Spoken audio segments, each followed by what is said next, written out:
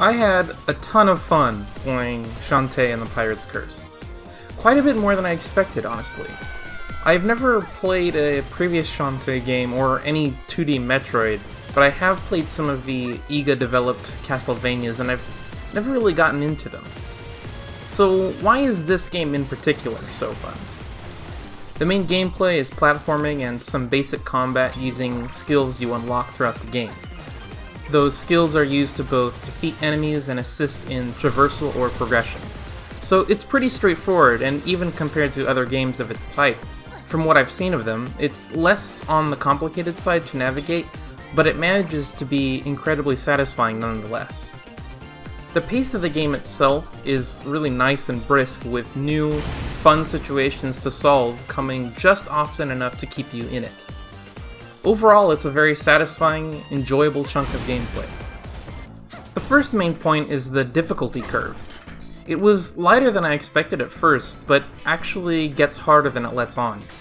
The early areas of the game only test your basic platforming abilities and patience, since of course your character's tools are still limited. However, every tool you pick up is a chance for the designers to put you in new situations. Areas that you previously saw blocked off are now suddenly accessible. New, easily understood tactics in battle become possible, and this continues for every additional tool you unlock, snowballing into some pretty creative platforming. If there's any negative I have to say about this, it's only that, in hindsight, I feel the game ends about one dungeon sooner than it should have, to make you squeeze all the potential out of the tools that you get. It gets close, but just barely stops short of its full potential, I think. Still, the first time through that final dungeon, I definitely had to take some time and really focus on it.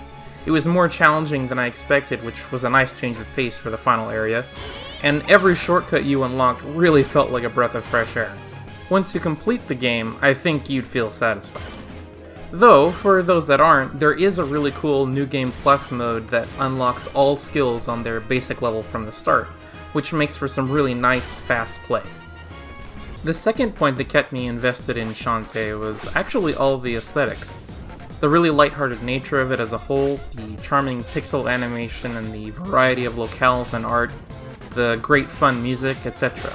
The story is basically about the main character trying to stop an evil force while building herself up on the way, eventually reaching full power should you complete an optional objective, and emerging victorious. It's pretty standard fare, but what's really great about it is the writing, actually. Like the game systems, the lighthearted humor is simple but enjoyable, with an emphasis on well-timed gratification and feel-good situations. The pixel animation is generally full of personality, whether you talk about the titular character Shantae or even the little mob enemies. Almost all of it feels like they're having fun with this big in-joke that is the game. Now, one thing I gotta point out in particular really quick is the character profile art. It's pretty dang cute.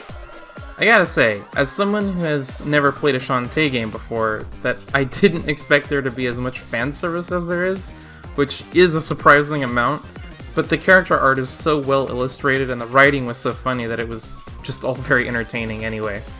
I mean, I've said it a bunch of times already, but the music too is just super catchy and, well, fun.